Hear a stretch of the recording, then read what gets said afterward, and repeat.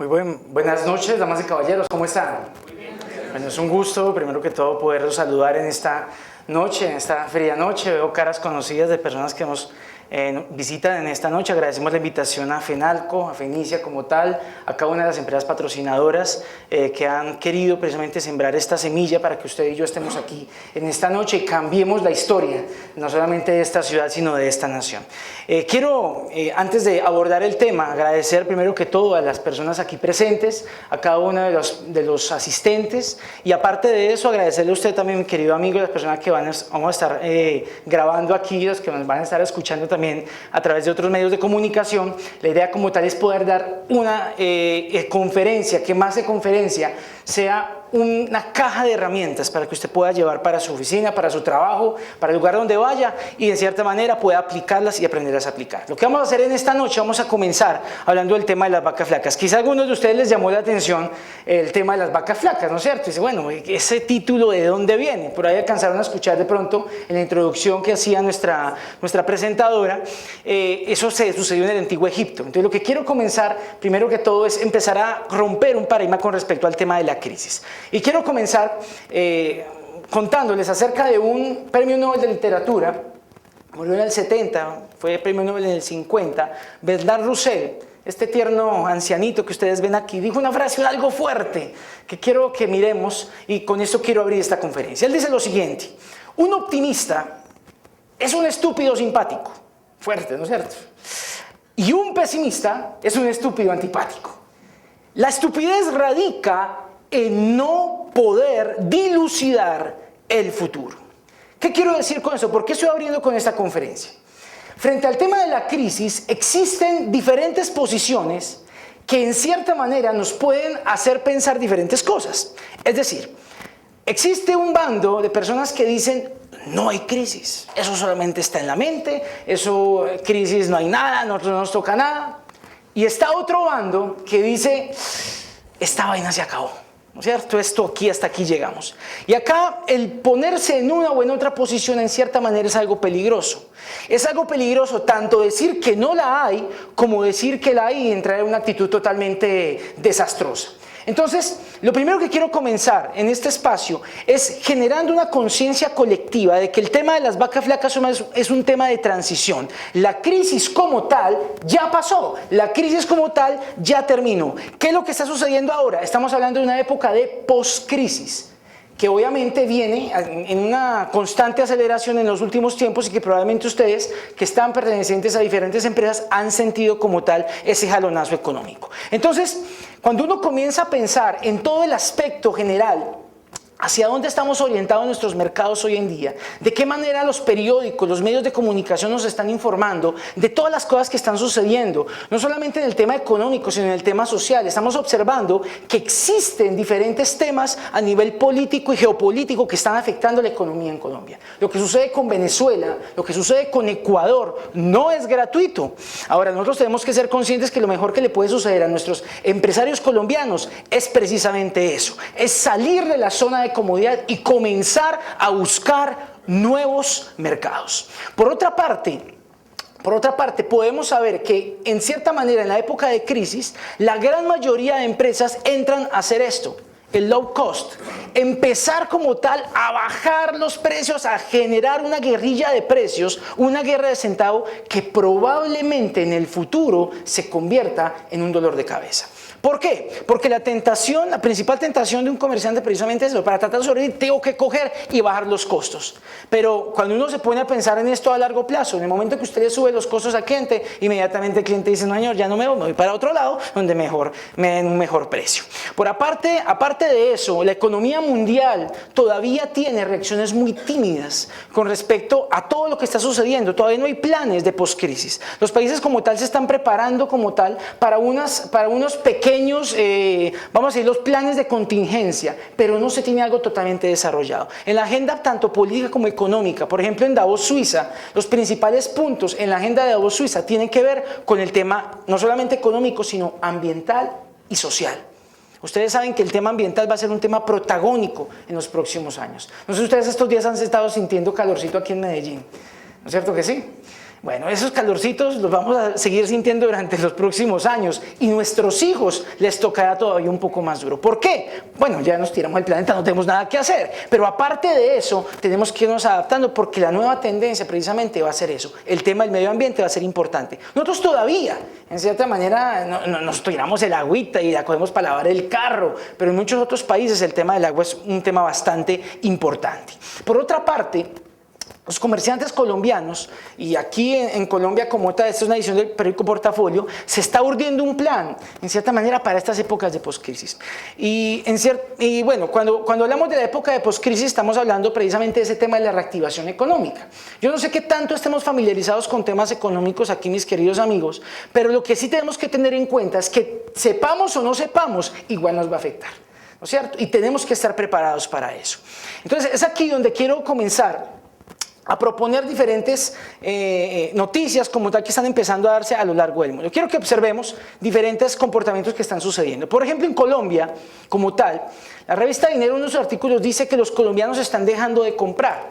Y esto lo estamos viendo de una manera muy interesante. No solamente que están dejando de comprar, están modificando sus hábitos de compra.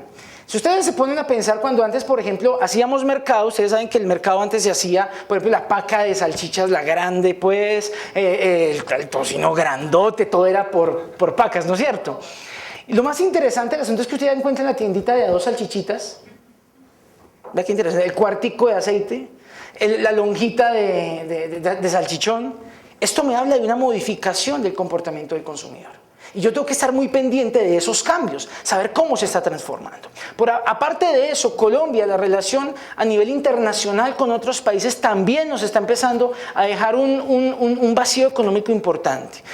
Obviamente nosotros no podemos asustarnos por lo que suceda con Chávez, lo que suceda, no. Por ejemplo, cuando Chávez se alborota y llega a su etapa pues, pseudo bolivariana y dice, es que voy a comprar la carne argentina. Bueno, que la compre, que la compre.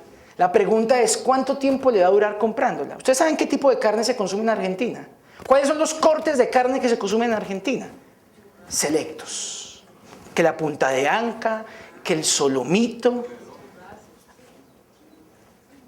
Y son costosos. A ver cuánto le duran. En cambio, acá nos comemos todo de la vaca. Acá todo sirve.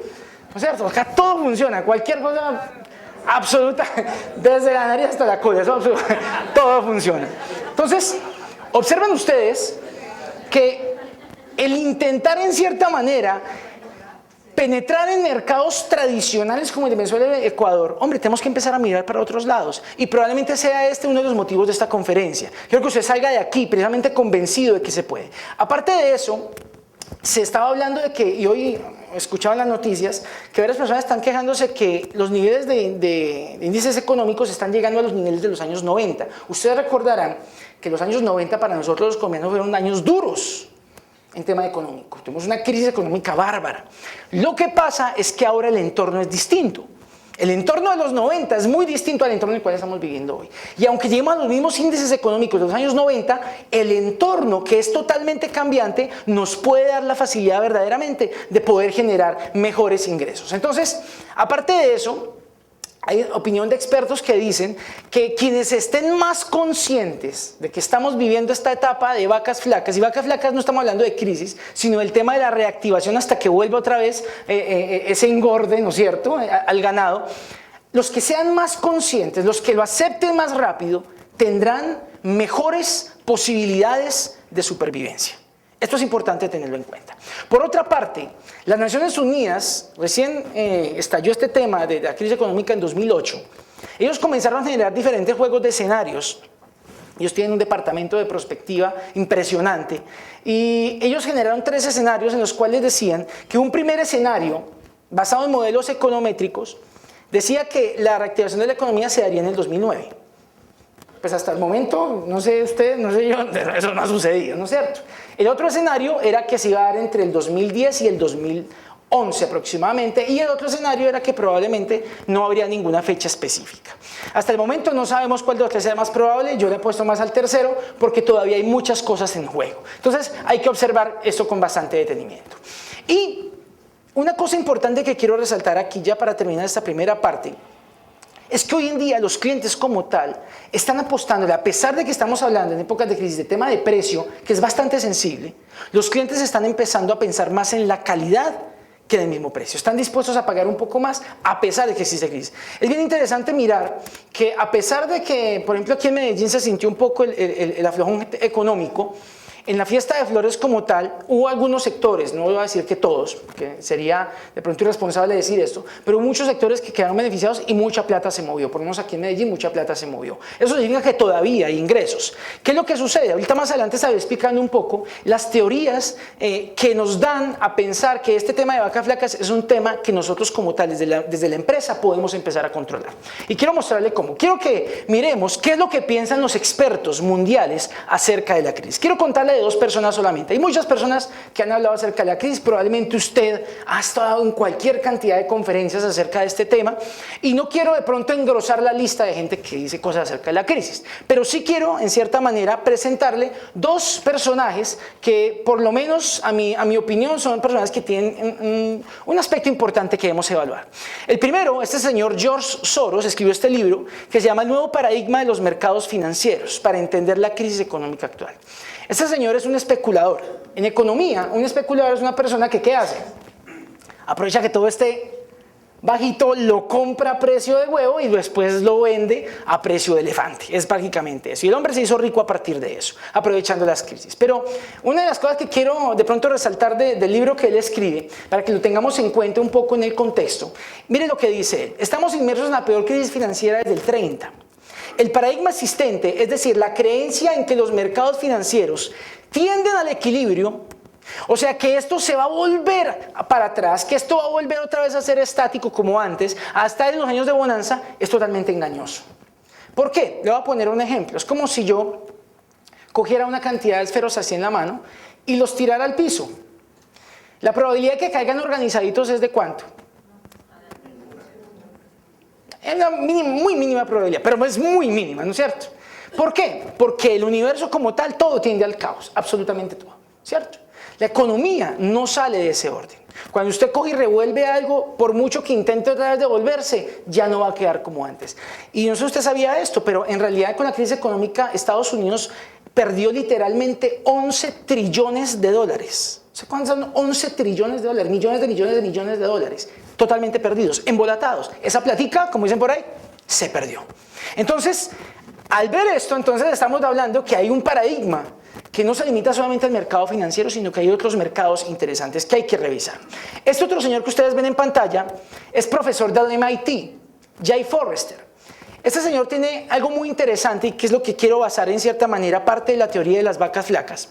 Y él habla acerca en su libro Principios de los sistemas. Él dice que la economía, aunque no es predecible, es un sistema, que si usted le mueve una parte, él va a empezar a alterar todas sus partes. Y quiero mostrarles de qué manera. Él dice que el principio de los sistemas, la economía, aunque es compleja, posee círculos de alcance que pueden ser círculos virtuosos o círculos viciosos. ¿Dependiendo de qué? De los elementos que tenga. Y quiero mostrarle a continuación lo siguiente. Cuando hablamos del círculo vicioso, y acá estaremos hablando específicamente de la teoría de las vacas flacas, estaríamos hablando específicamente de diferentes elementos que componen la economía. Estamos hablando de la producción de una empresa, estamos hablando de la inversión, estamos hablando del capital, del crédito, de las utilidades, del consumo, del ahorro, de las ventas, del ingreso, del empleo.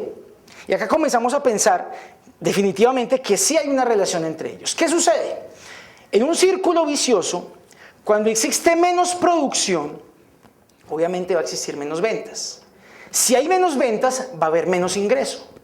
Si no hay ingreso, no va a haber consumo. Si no hay consumo, no hay utilidades. Si no hay utilidades, no habrá capital y así sucesivamente. Mire que todos están, como decía un filósofo alemán, Haeckel, decía, todo está relacionado con todo, absolutamente. Si usted mira, cada uno de estos elementos acá empieza a generar como tal un círculo vicioso.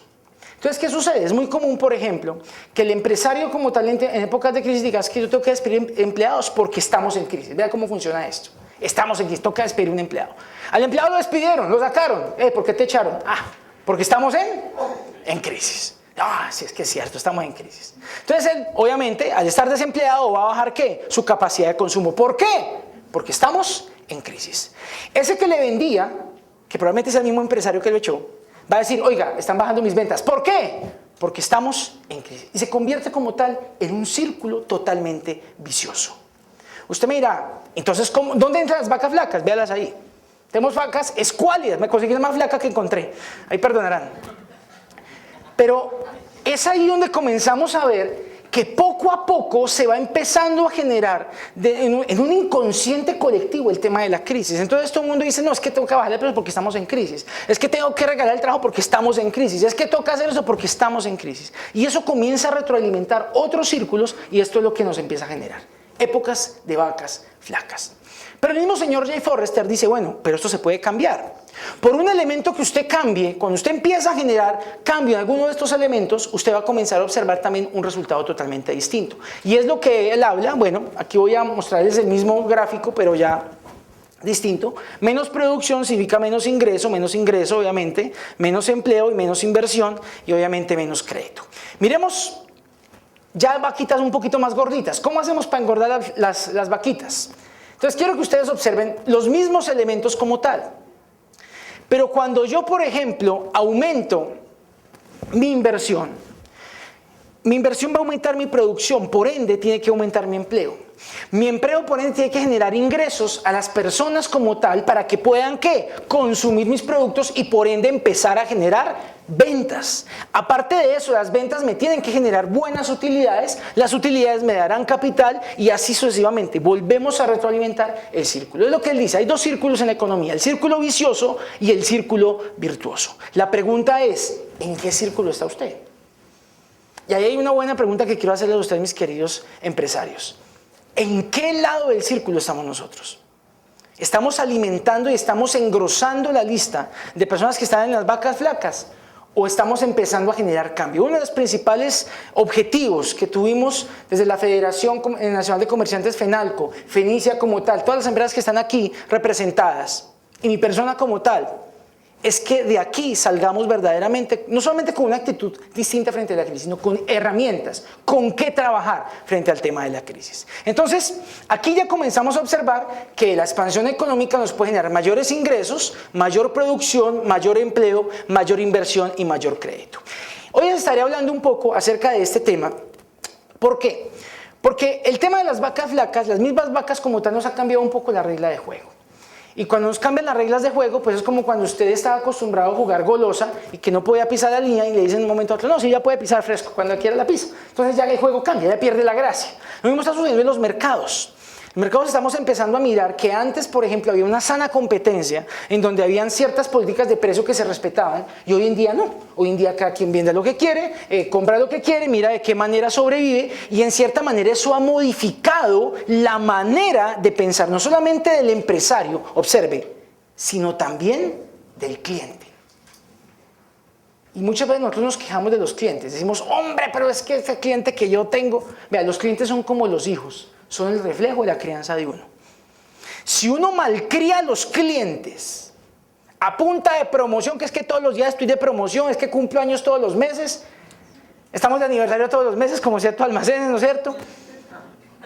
Estamos mal acostumbrando al cliente. Soy claro con lo que quiero decir. Estamos mal acostumbrando como tal al cliente. Entonces, el día que no coloquemos promoción, ¿qué sucede? Ah, no me voy para otro lado, ¿dónde sí? Entonces, esto me ha cambiado un poco las reglas de juego. Antes hablábamos de mercados saturados. Y hablábamos cualquier cantidad de productos y servicios como tal que se ofrecían. Pues bien, hoy en día ya no hablamos de mercados saturados, hoy hablamos de mercados microsegmentados. Y esto ya me está cambiando las reglas de juego. ¿Qué significa? Si usted antes, por ejemplo, comercializaba ropa, usted ya no comercializa ropa para hombre, para mujer. Si usted quiere comercializar ropa para hombre entre 25 y 15 años, de tal talla, con tal pensamiento, usted mire, por ejemplo, las subculturas. El estudio de subculturas es muy interesante frente a psicología del consumidor. Porque a veces las empresas dicen, no, es que a mí me compra todo el mundo. Todo el mundo, no. Nomás la brecha de los jóvenes entre los 15 y los 18 años es abismal. Y hablemos de subcultura. Vaya usted para el parque, ¿cómo se llama? El parque Lleras, bueno, el parque Lleras también, o el parque del periodista, la misma cosa. y usted verá diferentes subculturas. Están los emo, ¿cierto? Ojitapados. Están los metaleros, y todos ellos visten de maneras distintas, consumen productos diferentes, escuchan música distinta. Estamos hablando de pequeños y fragmentados segmentos del mercado.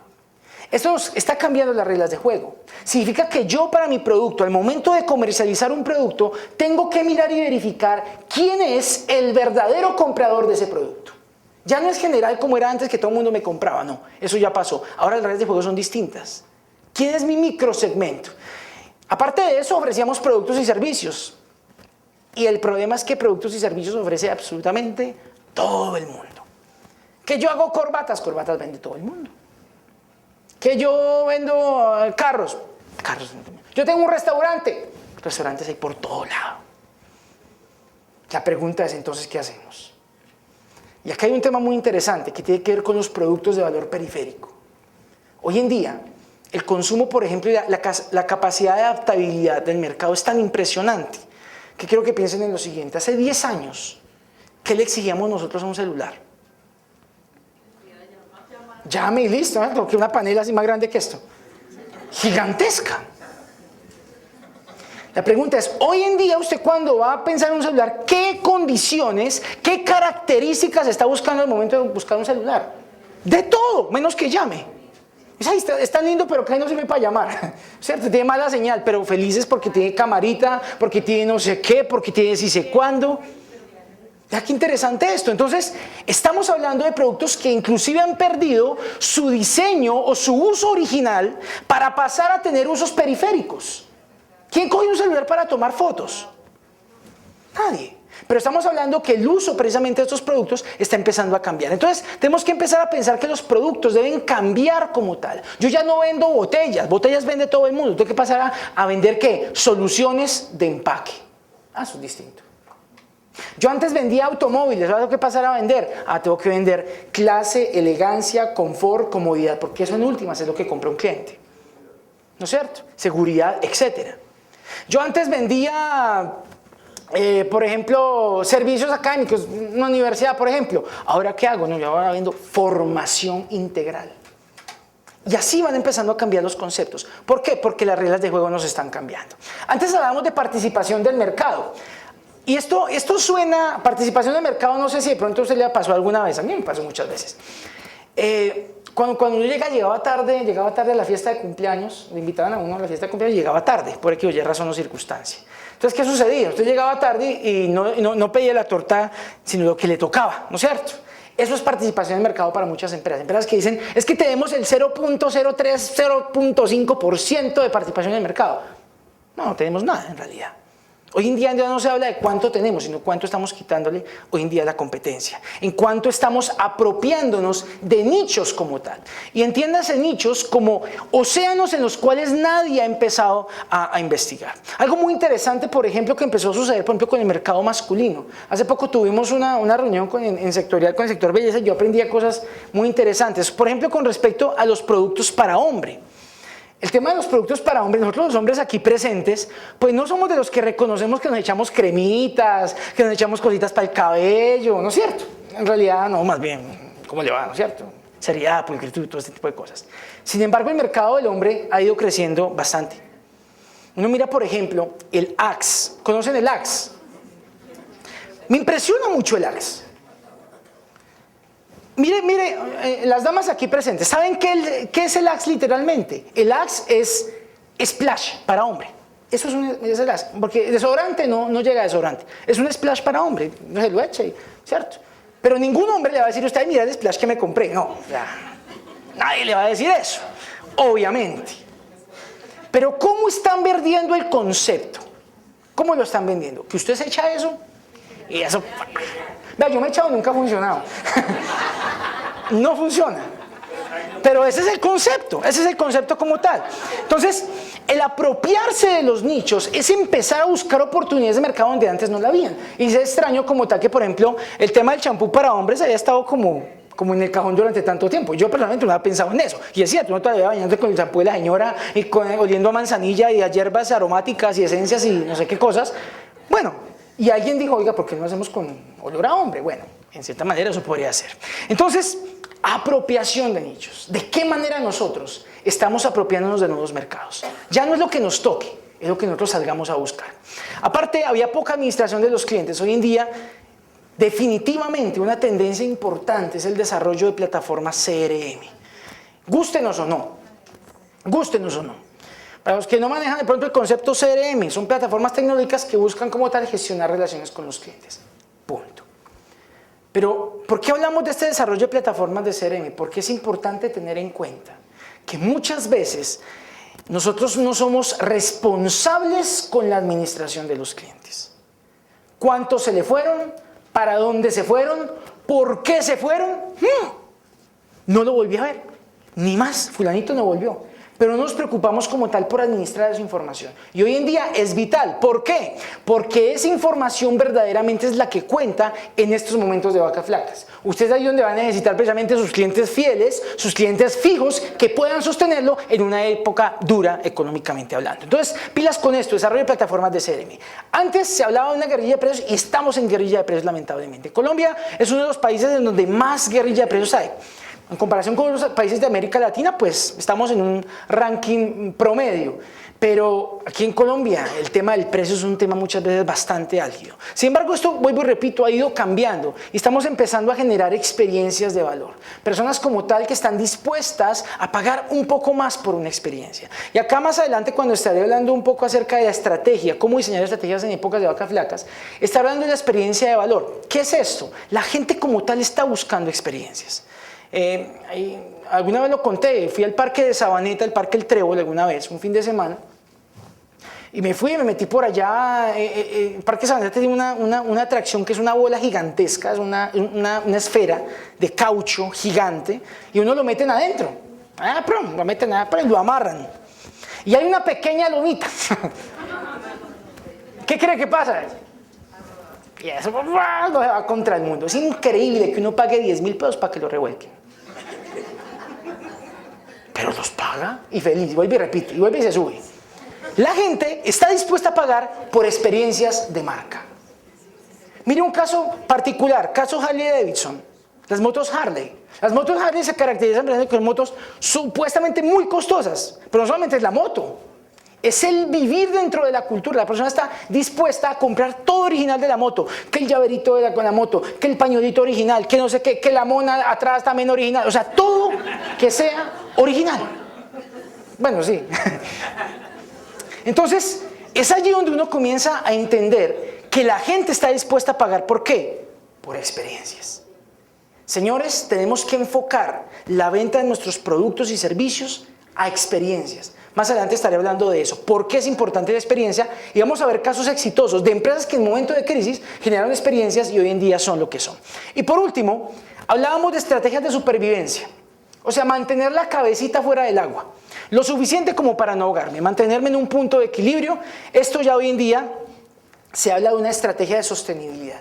Y acá yo tengo que empezar a preguntarme otro tema importantísimo, y es ¿cuáles van a ser los mercados importantes en el futuro? Uno no tiene que ser un mago, ni tiene que ser un genio, ni tiene que ser un sabio para entender que hay mercados que probablemente en el futuro ya van a desaparecer.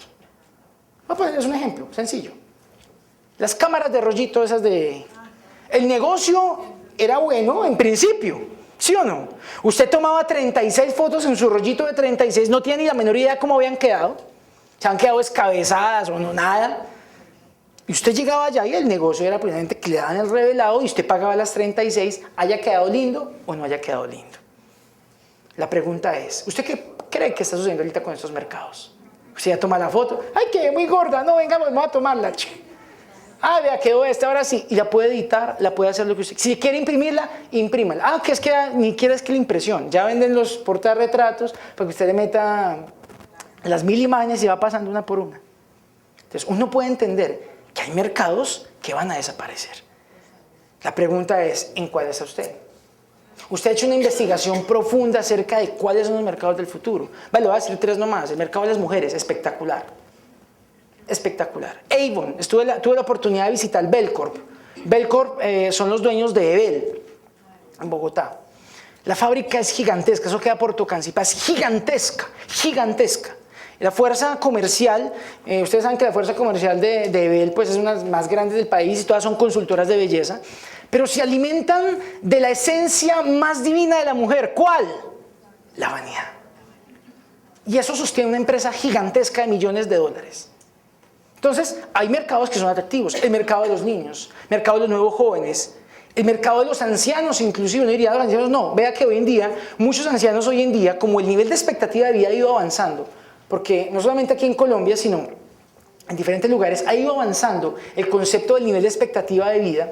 Ahora la persona quiere hacer el crucero, que quiere ir para un lado, que quiere terminar mi vejez por allá en la montaña, no sé dónde, conocer, viajar. Entonces, en cierta manera, hay muchos mercados que podemos empezar a observar y que dependiendo del tipo de negocio en el cual estemos, tendremos que comenzar a mirar. Entonces, miren ustedes que esto ya ha cambiado como tal, se nos ha coloreado como tal todo el mercado. Entonces, quiero proponerles en esta parte una manera específica de diseñar estrategia. O sea, nosotros tenemos que empezar a coger nuestro cuaderno, nuestro lápiz, comenzar a dibujar, ¿no es cierto? Y empezarnos a preguntar, bueno, ¿qué necesito como tal para poder gestionar mi empresa en época de vacas flacas? Y hay 3 palabras que usted no debe olvidar. La primera palabra se llama experiencia de marca. Profundizaré sobre esta. Experiencia de marca. La segunda palabra que usted debe tener en su pensamiento es propuesta de valor. Propuesta de valor. Y la tercera se llama concepto. Concepto. Entonces tenemos tres palabras. Una, experiencia de marca. La segunda, propuesta de valor. Y la tercera, concepto. ¿Por qué es importante tener en cuenta estas 3 palabras? Porque cuando uno comienza a ahondar en cada una de ellas, se va empezando a dar cuenta que la comercialización del producto que nosotros como tal estamos vendiendo, sea desde un producto alimenticio, por ejemplo, puede ser un producto turístico, puede ser un vehículo, puede ser una casa, puede ser cualquier tipo de producto, tiene que pasar por estos 3 filtros. Primero, genera experiencia de marca. Segundo, está generando una propuesta de valor. Y tercero, tiene concepto. Ahí voy a poder entender verdaderamente si estoy enfocado o no en lo correcto. Y acá voy a comenzar a hablar primero de este primer elemento, la propuesta de valor. Voy a coger la propuesta de valor. Entonces, cuando hablamos de la propuesta de valor, tenemos que pensar también que hay diferentes maneras y vamos a generarlo como una especie de mapa mental, en la cual tenemos que seguir algunos pasos importantes. El primer paso como tal es detectar las necesidades. Tener la capacidad de poder detectar necesidades reales de los mercados. Ojo con esto. Una necesidad no es lo que yo creo que el cliente necesita. Ojo con esto, porque es que siempre hay confusión. Ustedes dicen, alguna vez escuchando una persona que había ido para la China y había traído una anécdota, inclusive era un gerente de una empresa. Él se había ido para la China, fue a pasear, a pasarla buena. Entonces, un amigo de él le dijo, bueno, mira, mano, cuando vaya por allá, mirar qué productico de pronto hay por allá para traer acá para vender. Listo, el hombre fue para la China, todos los días allá, toda la cosa. Se regresó, bueno, antes de regresar se lo llamó y le dijo, hombre, ¿qué encontraste por allá? No, hombre, encontré unas cositas, unos colgandejitos de cabulla, así como kioscos chinos, eso no se va a vender. ¿Y qué más encontraste? No, encontré, aparte de eso, unas bolsitas con jugo de limón, o sea, así como la salsa de tomate, ¿cierto? Que viene en sachet. De zumo de limón. Oiga, ahí está el negocio para las empanadas. Hombre, ¿cuántos llevo? O sea, que dijo el otro, ¿cuántos caben en un container? El container todavía está en Buenaventura. Todavía está allá. Allá lleno de cositas de limón. ¿Por qué? Porque una cosa es lo que yo creo que el cliente necesita y otra muy distinta a lo que el cliente realmente quiere. Y vean, señores, el detectar necesidades a veces se falla y pasa hasta en las mejores familias. Ahora es un caso conocido, Coca-Cola. Coca-Cola en el año 1995 sacó una gaseosa llamada Thai. ¿Recuerdan? Algunos se acuerdan, otros no. Tan buena fue que hasta ahí llegó, ¿no es cierto? Pero cáigase para atrás. Postobón, viendo que sacó Thai, sacó pera Postobón. ¿Y qué pasó? También para el piso. ¿Por qué? Nadie pidió una gaseosa de pera. Punto. Creemos que la gente lo necesita, pero de pronto la pregunta es, ¿será que la gente verdaderamente lo necesita? Entonces, aquí, si usted quiere montar su negocio, usted está en un negocio específico, usted tiene que detectar cuáles son las verdaderas necesidades del cliente. ¿Cómo lo hace? Comience a investigar, comience a preguntar, comience a indagar. No crea que como tal usted sabe todo el negocio, esto es lo que la gente necesita definitivamente, esto es lo que la gente quiere. No, hay que preguntar, hay que indagar, hay que empezar a detectar y mirar en cierta manera qué es lo que en el mundo se está moviendo. Tendencias importantes en el mundo. Miren, por ejemplo, que uno de los principales factores para que se divida el mundo en dos en los próximos años va a ser la tecnología. Carlemon Nereo, un escritor español, en algunos de sus escritos decía, la próxima segregación no va a ser ni social, ni va a ser sexual, ni va a ser de ningún tipo, va a ser tecnológica. Entre los que manejan la tecnología y los que saben les habla. Punto. Ahí se va a ir el mundo en dos. La pregunta es, ¿de qué lado estamos nosotros? Porque en el futuro este va a ser un aspecto importante. Entonces, primero, detección de necesidades. Lo segundo que tengo que tener en cuenta es generar un inventario comparativo. Un inventario comparativo de características versus beneficios. ¿Qué quiero decir con esto? Cuando yo hago un inventario comparativo, es que con base en las necesidades que yo he empezado a detectar, he empezado a mirar que las personas necesitan esto, esto, otro, y comienzo a generar como tal un inventario, una manera de comparar verdaderamente qué es lo que yo tengo como producto, como empresa, lo traduzco y paso de característica a beneficio. A beneficio. Voy a ponerles un ejemplo. Alguna vez en una empresa de colchones, estábamos haciendo una tarea de cliente incógnito. Y yo fui de cliente incógnito a esa empresa de colchones a mirar cómo estaba el tema de la comercialización. Y lo más curioso del asunto es que cuando uno va a una empresa de colchones, bueno, no voy a decir que todas, pero casi siempre, ellos creen que uno sabe de lo que ellos le están hablando. Es decir, uno conoce la diferencia perfecta entre semiortopédico, ortopédico y no ortopédico. La verdad es que uno muchas veces, pues, no es muy conocedor, pues, ¿no es cierto? Uno dice, a ver. Entonces resulta que fui a esta empresa como cliente incógnito y le pregunté al niño, estoy buscando un colchón. Inmediatamente me cogió como ametralladora. ¿Lo quiere ortopédico, semiortopédico o no ortopédico? Yo dije, por dentro siempre, semiortopédico, para decirle algo.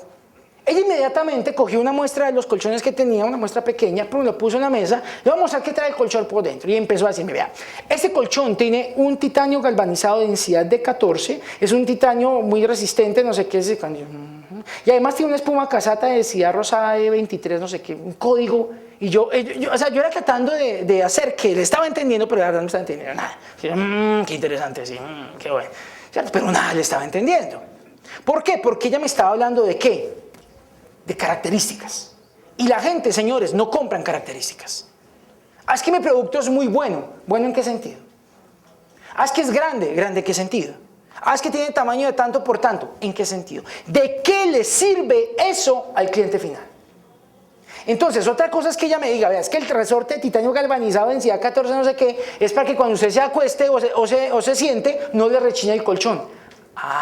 Eso ya no es una característica. ¿Eso es qué? Un beneficio.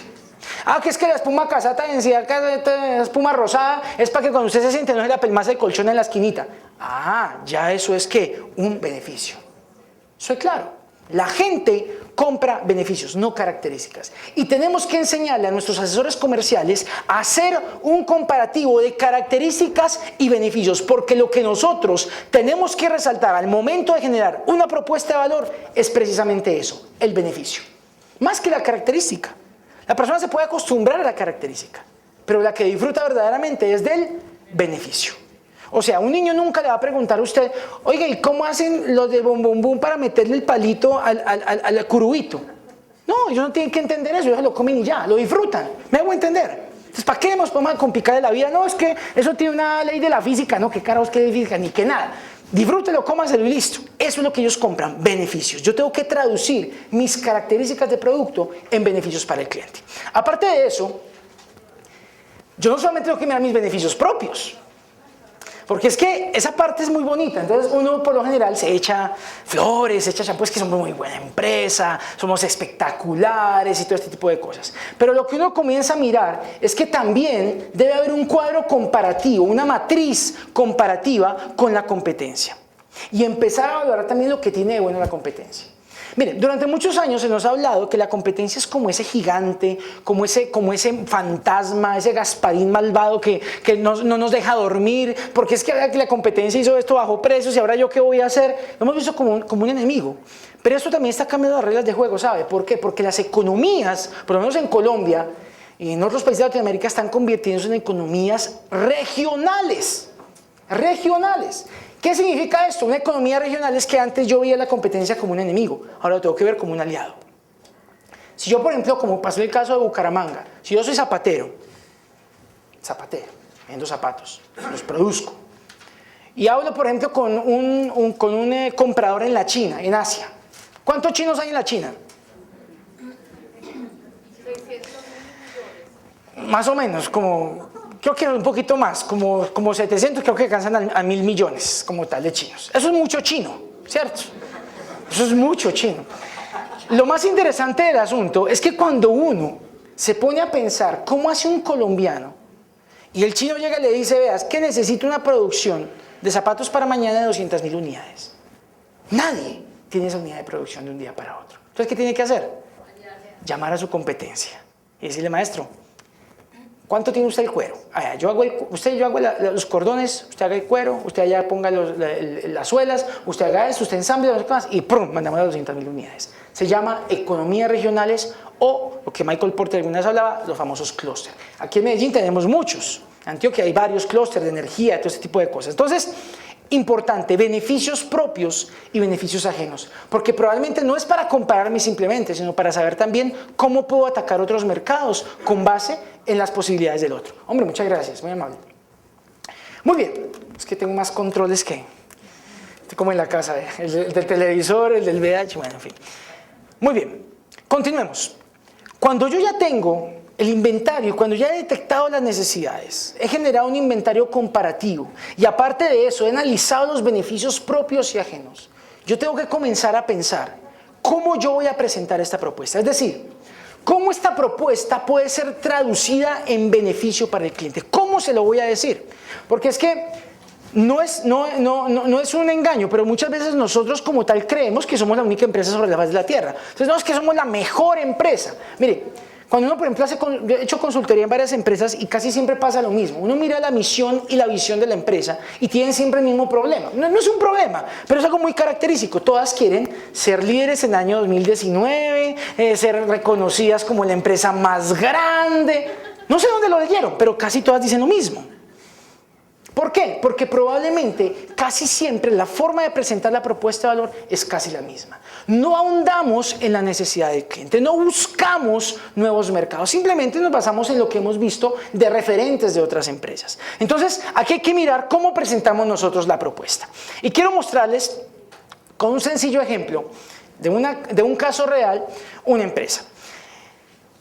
Un confeccionista en la época en donde la confección en Colombia dejó de ser negocio muchas veces por el tema del chino y todo esto, un confeccionista colombiano se dio cuenta que los escoltas de presidentes, un tipo estaba muy bien relacionado, un día miraba y se daba cuenta que los escoltas dejaban los chalecos de seguridad en el carro porque les daba pereza, porque eso era demasiado apretado, demasiado incómodo, o sea, parecía que tuvieran como 4 camisas por debajo.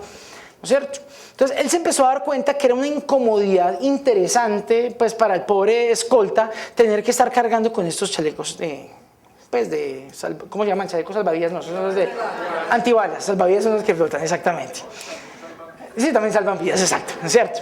Entonces, ¿qué es lo más curioso del asunto? Él se empezó a dar cuenta que ahí había un nicho de mercado importante. Les estoy hablando básicamente del señor Miguel Caballero, no sé si ustedes lo conocen. El señor Miguel Caballero comenzó a darse cuenta que podría confeccionar ropa que fuera blindada, que fuera cómoda, que fuera liviana, pero que fuera ¿qué? Segura. Entonces él comenzó a sacar una serie, eso que ustedes ven acá por ejemplo, es una camisa blindada, la han usado presidentes, la usa Evo Morales, la usa Chávez, la usa Obama. Miren los trajes, usted dirá, bueno, esto no tiene nada de raro. Pero usted sabe, este hombre pudo patentar su invento como tal. Y hoy en día es una de las industrias más prósperas, no solamente de Colombia, pues, sino en toda Latinoamérica. Tiene sus propios niveles de protección como tal. Y ahorita lo más reciente que está sacando es una línea de ropa interior blindada. Uno nunca sabe, una bala perdida por ahí. Maluco, ¿no? Muy maluco. Entonces, una bala perdida, un peligro. Entonces, ¿qué sucede? Miren ustedes, si hacemos el proceso de propuesta de valor, ¿cuál es la propuesta de valor de Miguel Caballero? Seguridad. ¿Seguridad y qué? Comodidad. Y comodidad. Porque seguridad pues lo pueden volver en, ¿cierto? Y comodidad. Entonces él comenzó a detectar una necesidad, se metió en la necesidad, se dio cuenta que sí era necesario por el tema de la comodidad. Aparte de eso, hizo un inventario de características y beneficios de los materiales, empezó a investigar como tal, y él con su talento empezó también a generar una propuesta de valor que hoy en día es una de las propuestas más válidas en nuestro país. Y esto lo hizo en una etapa en donde la confección en Colombia, vean, iba para abajo. Interesante. Primera palabra, ¿cómo se llamaba? Propuesta de valor. Segunda palabra, concepto. Concepto. Cuando hablamos de concepto, tenemos que hablar de otro tema bastante importante. Y tenemos acá que volver a sacar nuestro esfero, nuestro lápiz y comenzar a pensar en lo siguiente. Nuestro concepto como tal nos puede dar una imagen de cómo debemos nosotros presentar el producto al cliente. En otras palabras, ¿cuál es la percepción que el cliente debe tener acerca de mi producto? Hay dos tipos de percepciones. Quiero que escuche lo siguiente. Hay solamente dos tipos de percepciones. La percepción que se llama la percepción prospectiva y la percepción de valor. Cuando yo miro un producto X, Y o Z, tengo estas dos percepciones, una percepción prospectiva y una percepción de valor. Voy a explicar las dos brevemente. Cuando hablamos de percepción prospectiva, estamos hablando de que la persona cuando está frente al producto, el concepto que le emite el producto, la persona inmediatamente hace un ejercicio, como sois la misma palabra, prospectivo, de futuro, e imagina el uso final del mismo en el momento en que lo está comprando. Voy a ponerles un ejemplo sencillo. Usted está de pronto haciendo mercado en su casa y va pasando por la carnicería y ¡pum! Coge la chuleta de cerdo. ¿Qué pasa inmediatamente? ¿Su cerebro qué ejercicio hace? ¿Cierto? Allá fritándole, haciendo. Inmediatamente es un ejercicio prospectivo, un producto, no más con mirarlo. Les voy a poner un ejemplo. Si ustedes miraran, por ejemplo, digamos que esto es un perfume. Y este perfume, usted lo encuentra en una tienda, en una vitrina, lo encuentra ahí quietico, solo. Hay luces halógenas que lo están iluminando, pero está solo el perfume. Está sobre una banda bien bonita, tal. ¿Qué piensa usted del perfume al verlo ahí solito? Que es exclusivo, que es costosito, que por ende debe ser ¿qué? Muy bueno. Pero coja el perfumito y métalo en una canasta con otros perfumes iguales. Ahora, ¿qué piensa del perfume? Muchas veces pasa con mucha frecuencia que la percepción del cliente no es la coherente con la percepción que la empresa quiere ofrecer. Pasó, por ejemplo, en muchas tiendas del Hueco, que empezaron a meter dinero como tal en ambientación, que era muy interesante. Usted sabe que la tienda del Hueco como tal tiene una percepción específica, ¿no es cierto? Usted llega allá y es como entrando Indiana Jones en la maraña, dentro de la ropa, y quita la blusa y todo esto, y chéverísimo. ¿Por qué? Porque de eso se trata, el ejercicio de percepción de valor se trata. Pero entonces varias empresas como tal comenzaron a ponerse muy bonitas y pusieron un piso en porcelanato y no sé qué, eso permanecía vacío. ¿Por qué? Porque el que iba entrando, que estaba acostumbrado a la maraña y todo eso, entraba y decía, esto aquí debe ser caro, y seguía derecho. Percepción de valor. No es que arreglar el negocio esté mal, no. Significa que es que yo tengo que hablar el mismo concepto que mi cliente tiene.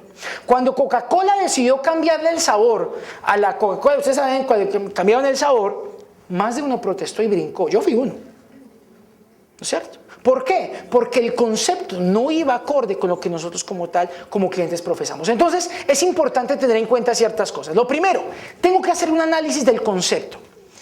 ¿Cómo estoy yo presentando el producto? ¿De qué manera? ¿Yo me estoy enfocando a clientes exclusivos, pero con una propuesta popular? ¿O estoy enfocándome a clientes populares con una propuesta exclusiva? Cualquiera de las dos me estaría fallando porque no es coherente. No hay coherencia del concepto como tal. Yo tengo que hacer un análisis interesante acerca de eso. Cuando yo he hecho el análisis, empiezo a seleccionar características diferenciales de la presentación de ese producto. O sea, una cosa es que me traigan el perfumito en la caja normal y otra que traiga el moño gigantesco con todas las cosas, con copa de vino y 2 copitas al lado y toda la cosa diferente. Es totalmente distinto. El concepto como tal me cambia.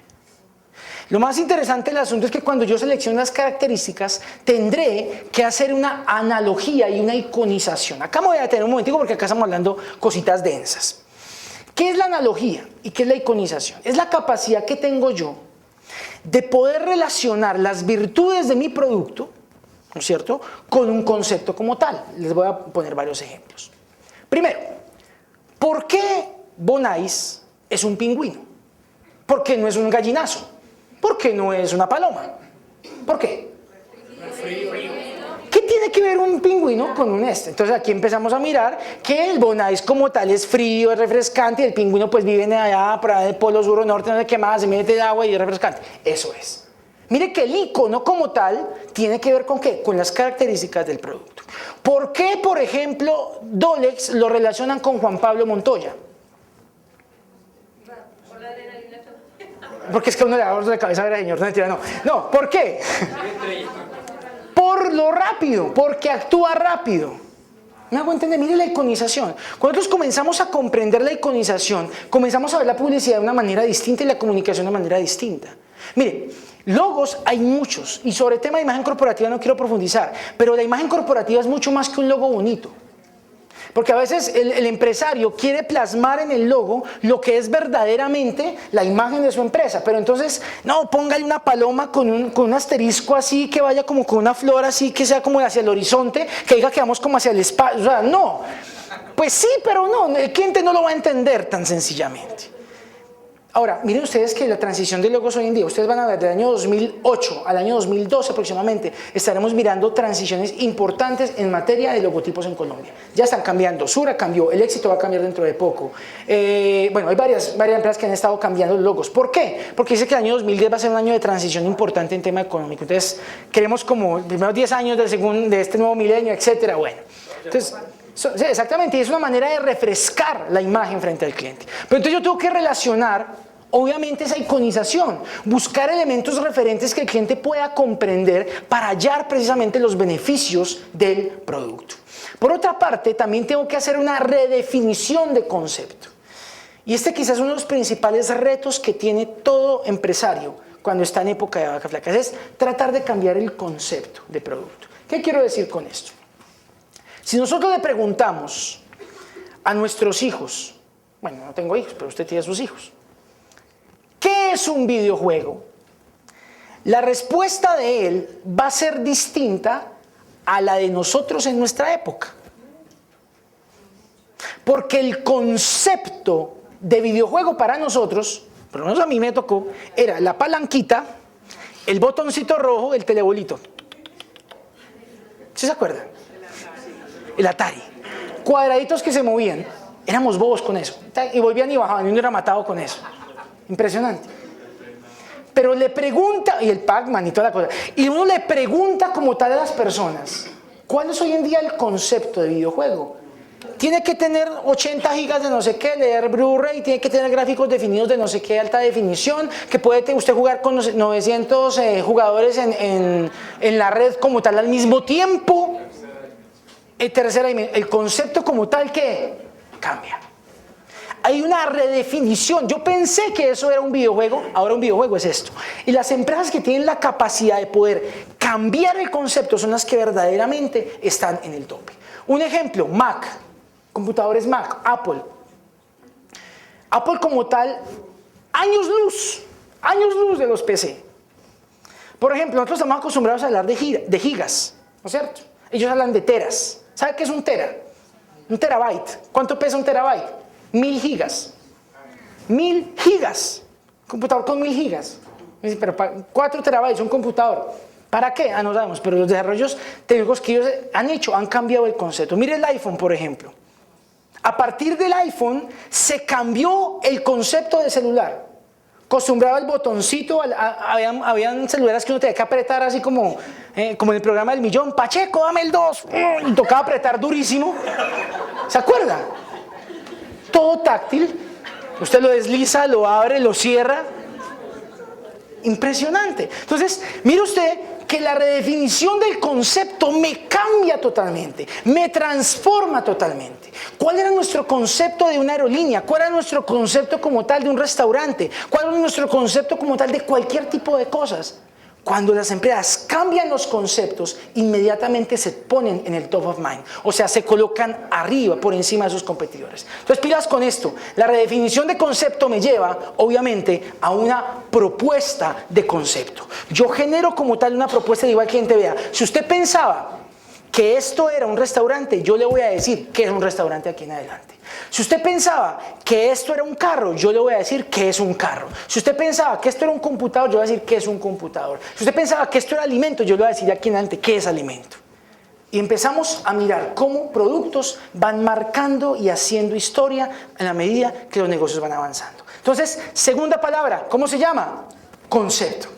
Concepto. Vamos a mirar un ejemplo sencillo. Una empresa que en Estados Unidos como tal pasó por una crisis económica bastante fuerte, siendo competidores de McDonald's, pues McDonald's, ¿no es cierto? Y siendo competidores de Kentucky Fried Chicken. Este restaurante como tal empezó a adquirir una característica propia y fueron los pioneros de lo que hoy en día conocemos como restaurantes temáticos. Se llama TGI Fridays. Cuando uno va a TGI Fridays, uno consigue comida como la que ustedes ven acá. No debería presentarle estas fotos hasta ahora. Ya vamos a ir ahorita al break, ¿no es cierto? A la comidita, pues. Pero sí, es parecido. Téngalo en cuenta cuando vaya a comer ahorita.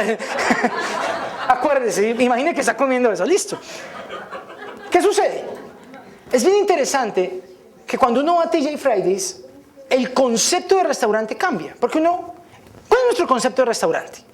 Mesas, sillas, mesero y comida. Punto. Y caja y bueno, todo ese tipo de cosas. Cuando uno mira ya las fotografías de TGI Fridays, por ejemplo, y uno empieza a mirar que nomás el servirle un plato a usted se convierte en un espectáculo circense. Porque, por ejemplo, los barman los entrenan para que hagan maromas con las botellas, para que tiren las cosas así. Inclusive usted entra y los meseros, ¿sabe cómo le sirven a usted? De rodillas.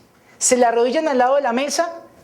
Todos ellos como tal tienen este uniforme de rayas y el uniforme va hasta aquí. De aquí para arriba se puede colocar lo que usted quiera. Esa es la filosofía de Fridays. Colóquese aquí arriba lo que quiera. Le pone un sombrero de mariachi, se pone un gorro gigantesco, gorra, haga lo que quiera. Y es un lugar en donde cuando se da propina, como en el lado de acá, tocan la campana, hacen fiesta, le hacen chacota al que está en la mesa. Empieza a generar un ambiente importante. Pero lo que más me impresiona de este restaurante es que cuando usted le describe, mire por ejemplo la escenografía, esto es como en una nave planetaria, puesto parece como lleno de cosas, de elementos. Mire, por ejemplo, de ahí, el señor Andrés Carneres comenzó a generar su propio concepto y de hecho ya puso ahorita el Andrés DC, estoy mismo mirando, y va a que las propuestas como tal y los conceptos cambian. Él tiene tres niveles en el restaurante, cielo, purgatorio e infierno. Va pues, o sea, ¿dónde estuviste? No, en el infierno, hermano. O sea, bueno, en el cielo, dependiendo. Pero miren ustedes que acá el concepto de restaurante se transforma. Lo más interesante, voy a volverme un momentico acá para que usted quede mirando esta hermosa foto. Y es lo siguiente, cuando usted ve el menú en Fridays, hacen algo que yo no he visto que haga ningún restaurante. Y es lo siguiente. En Fridays capacitan a los meseros, los traen inclusive entrenadores internacionales de la franquicia, los traen y les dicen, vea, usted cuando va a presentar el plato, porque cuando uno va a un restaurante, pues me dice, ¿qué trae el plato? Vea, trae chicharrón, trae tajada, trae arroz, trae huevo encima, trae jugo de no sé qué, ¿de cuándo? Bueno, ¿no es cierto? Lo de siempre. Ellos no. Ellos los entrenan para usar adjetivos calificativos tales como derretido, esponjoso, crocantico, espumoso, jugosito.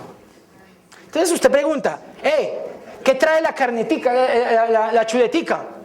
Eso trae una deliciosa carnecita así a la plancha, así bien deliciosa, así con queso cheddar encima derretido que se cae así por una... Y uno apenas empieza a hacer así.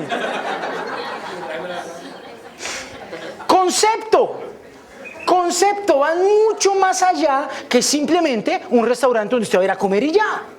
Entonces, tenemos que empezar a generar conceptos. Uno se puede mirar las fotos de esta gente, es impresionante. Voy a mostrarles otra por acá. Mire, por ejemplo, los barman como tal tienen chalecos, es una diversión, música a todo momento, todo es fiesta, todo es no sé qué. Entonces usted no va a comer, usted va a pasarla bueno. Y come, obviamente, ahí de por sí, y come. Y eso, vea, vive así, en épocas de crisis. ¿Por qué? Porque ellos como tal empezaron a competir con McDonald's, ahí no hay nada que hacer. McDonald's es una multinacional gigantesca, es un gigante. ¿Qué dijeron? Ah, pues trabajemos otro aspecto. Esto nunca lo va a encontrar en McDonald's, nunca. Y McDonald's es delicioso, obviamente, pero el ambiente como tal es totalmente distinto, totalmente distinto. De hecho, las alitas picantes más ricas que me he comido aquí en este país han sido en TGI Fridays, deliciosas. Y lo que son picantes, pues, como probar este Andrés Carneres, el infierno, pues. Bueno, muy bien. Experiencia de marca. Tercer punto, experiencia de marca. Ya hablamos entonces de la propuesta de valor, cómo yo hago para proponerle a mis clientes. Lo segundo es el concepto. La experiencia de marca va mucho más allá. Y cuando hablamos de experiencia de marca tenemos también que empezar a mirar en nuestro pensamiento diferentes modelos o figuras que nos hablan acerca, primero que todo, del análisis de la experiencia del consumidor. Usted tiene que tomarse el tiempo que sea necesario, para poder saber qué es lo que el consumidor verdaderamente quiere en términos de experiencia. Experiencia.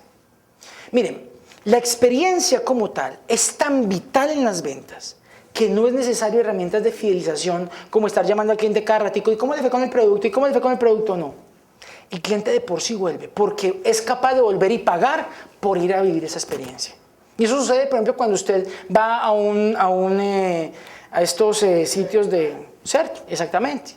O va a un restaurante delicioso y usted está ahí dispuesto a volver a ir. ¿Por qué? Por una experiencia. A través de la experiencia como tal, yo tengo que hacer un análisis verdaderamente qué es lo que están buscando los consumidores. Y es importante que tengamos en cuenta esto, damas y caballeros, porque diferentes tipos de cliente compran diferentes tipos de valor. Yo no puedo botarle la misma carreta a todo el mundo y decirle, no, es que usted venga acá. No. Hoy en día estamos particularizando el servicio. Entre más particular sienta el cliente que es el servicio, mucho más anclado va a estar a la empresa. Sin necesidad de estarlo llamando, no. Él solito va a venir porque por experiencias de marca. Su experiencia nunca se le va a olvidar.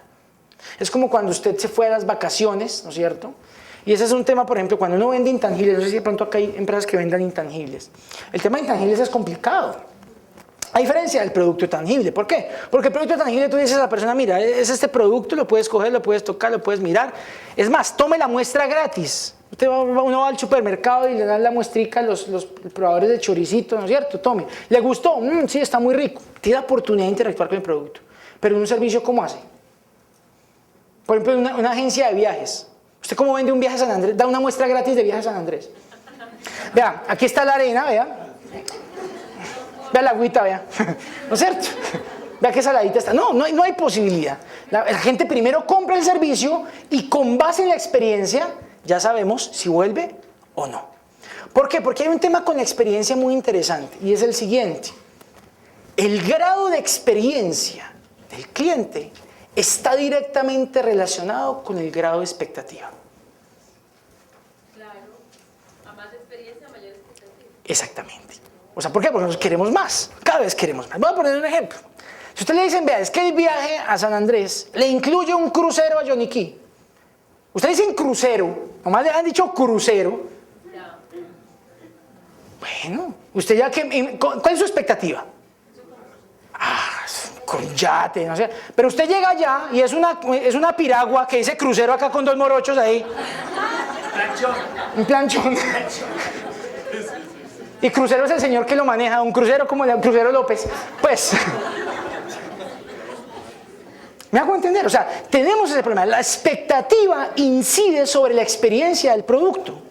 Entonces, ¿qué capacidad tenemos nosotros de generar expectativa, pero sobre todo, qué capacidad tenemos de cumplirla? Eso es totalmente cierto. O sea, ¿qué capacidad no solamente de prometerle al cliente, sino de cumplir lo que realmente le estamos diciendo? Entonces, primero, análisis de experiencia del consumidor. Cuando yo analizo qué es lo que el cliente quiere, cómo lo quiere, yo entonces tengo que empezar a formular, a diseñar, a construir y a estructurar la experiencia de marca. Entonces, si yo quiero como tal que la persona sienta esa experiencia sobrenatural, yo tengo que empezar a hacer que todo durante el transcurso de su estadía en la empresa sea totalmente inolvidable para que la persona salga feliz, contenta. Estaba hablando, por ejemplo, de productos como turismo y este tipo de cosas. Yo tengo que hacer todo lo posible, toda la estructura debe estar dinámicamente diseñada para que la persona salga feliz. Tendré que mirar precios, tendré que mirar personal operativo, tendré que mirar personal de contacto, etc. Pero tendré obviamente que diseñar, construir y estructurar esa experiencia de marca. Aparte de eso, obviamente tendré también que generar un posicionamiento de la experiencia de marca.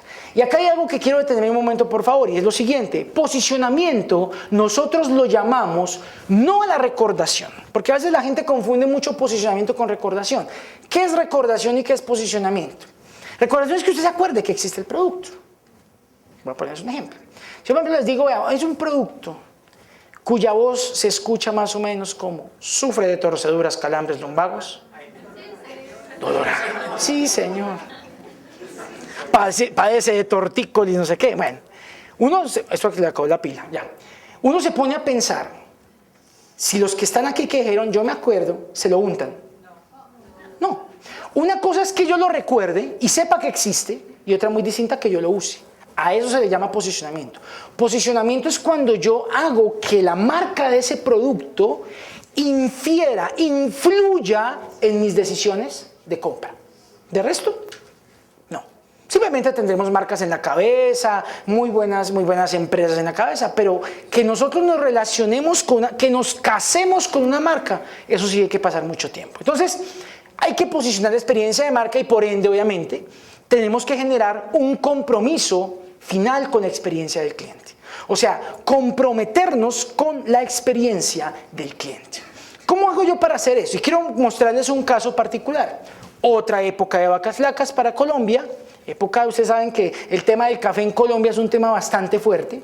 En el sentido que nosotros los colombianos no sabemos tomar café. Ahorita estamos haciendo un trabajo prospectivo con una cooperativa de caficultores del Bajo Cauca. Y es bien interesante mirarlo. Yo, por ejemplo, no sabía eso. Nuestro café que dicen café colombiano, en realidad no es tan colombiano. Nosotros vendemos el café en grano, en la pepa, pues, y allá lo que hacen es molerla y mezclarla con otros cafés y a eso le ponen sello hecho en Colombia. Café brasilero, café vietnamita, bueno, café de todo lado. ¿No es cierto? ¿El negocio dónde está? En el café tostado. Precisamente lo que estamos haciendo ahorita es eso. ¿Qué es el futuro del café tostado? Entonces, nosotros empezamos a hablar de café tostado y hablamos de otro aspecto distinto. Pero entonces, en esas épocas en donde el tema del café, por lo menos en Colombia, era bastante complejo por cuanto nosotros nos conocían solamente por el tema de coca y café, nada más. Surge una marca que usted probablemente ha visto en diferentes lados. Juan Valdez.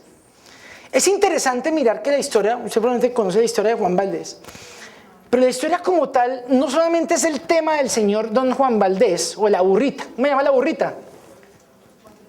Juanita, es que se... No, Juanita no. Bueno, póngale como que a la burrita, igual ya me pone bravo si le cambia el nombre. Entonces, la experiencia, por ejemplo, con las tiendas Juan Valdez es distinta. El concepto del café que ellos están mostrando en el mundo es totalmente diferente. A lo que usted toma un café y se toma el tinto y chao, ¿no es cierto? Pero cuando usted mira ya las tiendas Juan Valdez, por ejemplo, el concepto como tal, la experiencia de marca, cuando usted entra y le dicen, vea, ¿quiere tomarse un café colombiano?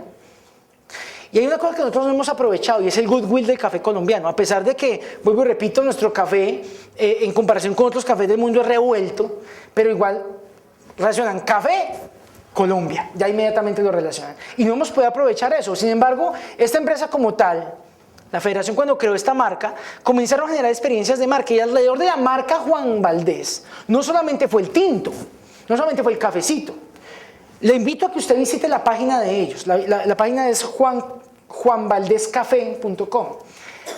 Y ahí hay un sitio interactivo y dice precisamente la experiencia Juan Valdez. Entonces usted se mete y dice, está un restaurante, una cocina o no sé qué. Entonces vamos a meter a la cocina, chico.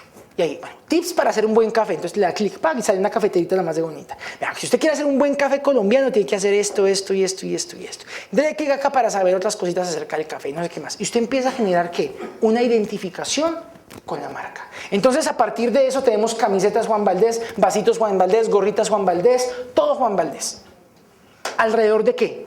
De una marca, de una experiencia de marca. Y es impresionante que nosotros como tal miremos que siempre que vemos este concepto, Federación Nacional de Cafeteros de Colombia, inmediatamente nos lleva a pensar en ese concepto de marca Juan Valdez.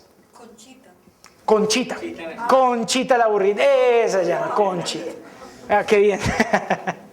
Muy bien. Entonces tenemos 3 palabras, señores. Tenemos propuesta de valor, tenemos concepto y tenemos experiencia de marca. La pregunta es, bueno, ¿yo con qué trabajo todo esto? Y ya esta es la parte como que quiero como cerrar, esa, ¿cómo le hago? Entonces, en este maletín de herramientas, esta caja de herramientas, quiero mostrar algunas herramientas que a usted le van a servir mucho para comenzar a planificar en épocas de vacas flacas. La primera herramienta es la brújula. ¿Para qué me sirve una brújula? Hay muchas empresas que han perdido el norte de su negocio. Empiezan vendiendo ropa y terminan vendiendo ropa, fotocopias y minutos a celular. Pierden totalmente la orientación del negocio. O sea, por tratar de sobrevivir en medio de la crisis, hacen lo que sea. Y esto como tal empieza a generar problemas importantes. ¿Por qué? Porque el que no sabe para dónde va, cualquier bus le sirve. Para dónde agarre. Entonces uno mira las estrategias y lo primero que tengo que tener en cuenta es tener una correcta orientación del negocio. Verdaderamente hacia dónde quiero verdaderamente ir.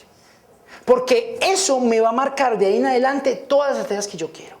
¿Usted qué quiere con su empresa? Que sea grande, que sea bonita, que sea reconocida. ¿Qué es lo que quiere con su negocio?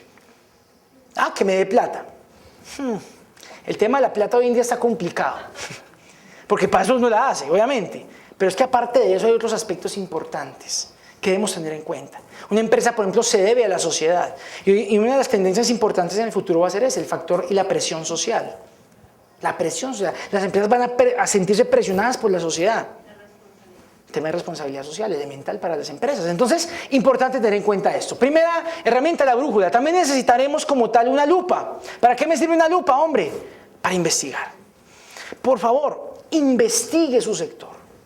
¿Qué tanto sabe usted de sus productos? De los últimos adelantos tecnológicos de los productos. Ayer estábamos mirando en temas de optometría unos listados de noticias recientes. Y yo, por ejemplo, no sabía, ya se pueden hacer trasplantes de retina. Ya están haciendo trasplantes de retina. Eso no se podía hacer. Literalmente una persona que pierde la retina se quedó ciega.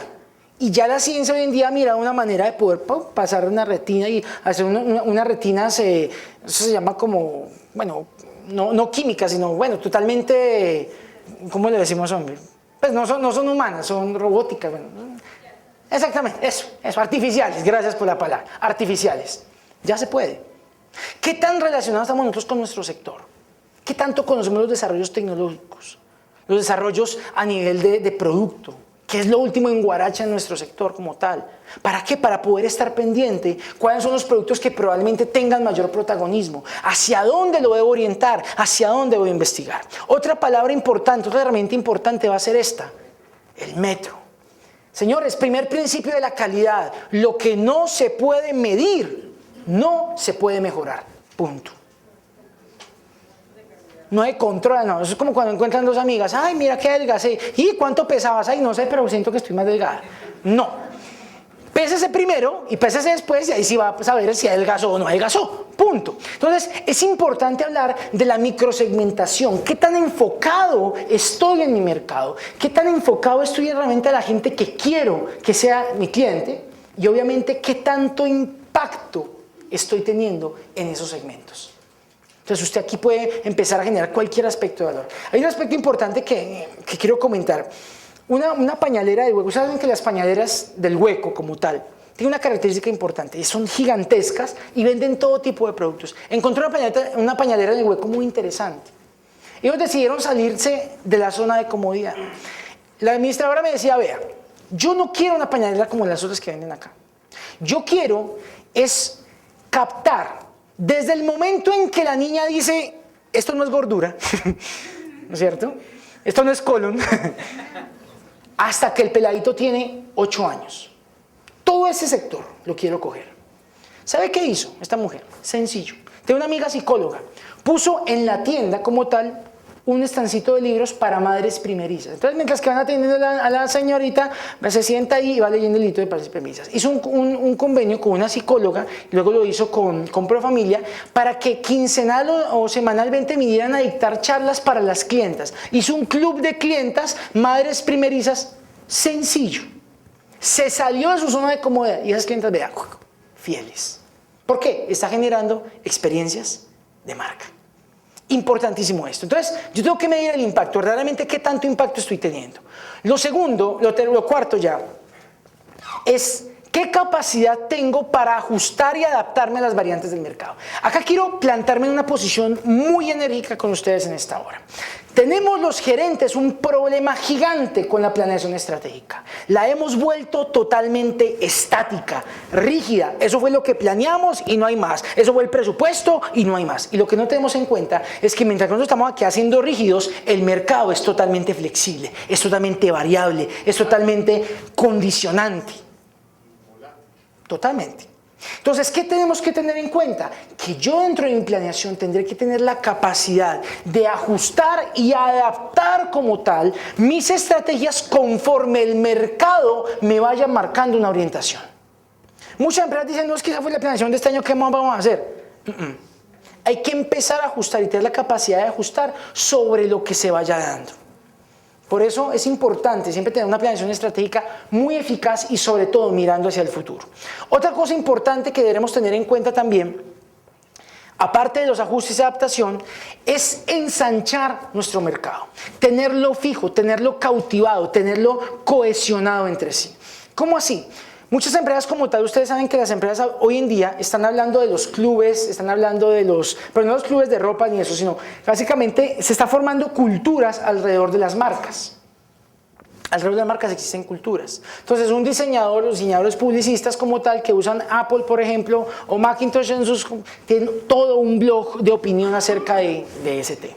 O los que, por ejemplo, están metidos con marcas relacionadas con tecnología y este tipo de cosas están metidos en su blog. Usted mire el conocimiento del mercado, ¿sabe cómo? Mirando los blogs. Mire el blog.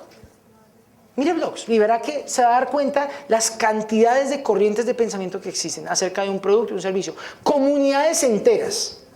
Lo que pasa es que nosotros en Colombia todavía usamos el computador para coger y decir, ah, sí, soy hombre alto, ¿no es cierto? Ojos azules. No. Internet es mucho más para eso, mucho más que para eso. Tenemos que empezar a avanzar e investigar verdaderamente qué es lo que hay adentro. Y uno, por ejemplo, se puede dar diversas sorpresas. Yo puedo ensanchar y penetrar el mercado. Vea, un artículo en la revista Dinero hablaba acerca del Facebook como herramienta de comercialización. Y muchas de las personas probablemente que están en esta conferencia vinieron por un grupo de Facebook que abrimos. ¿No es cierto? Probablemente. Otros por publicidad, pero son publicidades totalmente alternativas. Y uno como, miren por ejemplo que la marcha del 4 de febrero del año pasado contra las FARC fue por un grupo de Facebook. Las redes sociales tienen poder, bastante. Yo tengo que empezar a mirar eso. ¿Cómo ensancho? ¿Cómo penetro en ese mercado? Y por último, obviamente, tengo que tener en cuenta también cómo yo impacto el mercado. De qué manera yo empiezo a generar nuevos tipos de mercado. ¿Cómo puedo hacer yo para empezar a abrirme paso en medio de la competencia que me marca siempre el mismo derrotero? Tener que sobrevivir, tener que sobrevivir, tener que sobrevivir, tener que sobrevivir. Yo tengo que empezar a mirar otro tipo de cosas y dejarme de preocuparme por la competencia. Y empezar a mirar nadar en otras nuevas aguas. El mar es lo suficientemente grande para que todos los pescados no se coman entre sí. Entonces yo puedo empezar a nadar en otro tipo de océanos azules mucho más agradables, empezar a mirar orientaciones de negocio mucho más agradables. Un empresario de nosotros, del sector del comercio, alguna vez nos hablaba que él vio que en los negocios, por ejemplo, él está en Monterrey, en los negocios de los computadores, él no veía ya ningún beneficio, porque todo el mundo vende computadores portátiles. Pues, ¿en dónde está el negocio ya? Ya eso se saturó el mercado. Entonces está empezando a mirar otro desarrollo distinto, también de la tecnología, sin salirse de la tecnología, que tiene que ver con seguridad. La cámara, entonces, tranquilo, usted puede mirar por internet cuando lo estén robando. ¡Ay, ve, ahí está el ladrón! ¿Cierto? Puede mirar tranquilamente ahí. Bueno, pues si está mirando, haga correr, pues, no hay que mirando. Pero lo interesante del asunto es que es un desarrollo distinto a lo que se está generando como tal en el mercado. Entonces yo tengo que tener en cuenta las estrategias de impacto. Muy bien, entonces tenemos orientación del negocio, segmentación, investigación, tenemos ajustes, tenemos el tema de penetración y tenemos el tema de impacto. Yo en Vacas Flacas puedo coger y generar cualquier cantidad de estrategias siempre teniendo en cuenta estas herramientas. No pierda la orientación de su negocio, no deje de medir los resultados, no se confíe. Muchas veces nosotros los empresarios nos confiamos en los resultados de los vendedores. Decimos, ay, vamos bien, ahí ya levantamos bandera. No. Hay que empezar a generar, sobre todo ser muy prudentes. Una de las historias en las cuales se basa esta historia de las vacas flacas, precisamente lo decía Viviana al principio, es la historia de un señor llamado José, que el faraón tuvo dos sueños, unas vacas gordas y unas vacas flacas. ¿Las vacas gordas qué significa? Nada, las vacas gordas significa que usted va a tener buena bonanza, buena riqueza, buena eso. Y las flacas, que no va a tener nada, amigo. Entonces, ¿qué hacemos? Usted tiene que sacar de acá un porcentaje para poder sustentar no solamente al pueblo, sino también poder buscar una oportunidad de negocio y venderle a otros. No solamente para sobrevivir, sino para crecer. Eso se llama pensamiento estratégico. Entonces, quiero cerrar esta conferencia con el siguiente modelo de lo que es estrategias en épocas de vacas flacas. Un hombre que está haciendo un esfuerzo sobrenatural. Mire, coge mármoles, pedazos de piedra grandes, concreto grande, y comienza como tal a darles martillo, ¿no es cierto? Vea eso. Después coge, con mucho esfuerzo, empieza a pintarlas de blanco. Luego coge y les pone marquillitas como las manchitas de fútbol, ¿sí observan ahí? Mira, señor, ¿qué le está pasando, hombre? Y después coge y la lleva con mucho esfuerzo al carro. La empieza a subir, una por una. Y luego sale con el carro, como cuando sale con el merengón, ve ahí atrás, en el baúl del carro, y comienza a colocar esos balones de concreto en diferentes lugares. Pum, lo pone allá, pum, lo pone acá, lo pone en los parques. El pobre hombre llega con la espalda molida. Y es donde uno dice, oiga, estos empresarios colombianos están pintados. ¿Por qué tanto esfuerzo, hombre? ¿Por qué tanta cosa? Y aquí es donde uno halla la respuesta. Eso se llama, señores, pensar estratégicamente. Cuando uno como tal está esperando que le lleguen los clientes, mijito, tiene que salir a buscarlos, ¿cierto? Tiene que generar las estrategias que sean necesarias para crear clientela, si es necesario. Hay que provocar, en otras palabras. Entonces, señores, muchas gracias. Les agradezco mucho su atención. Muy amables.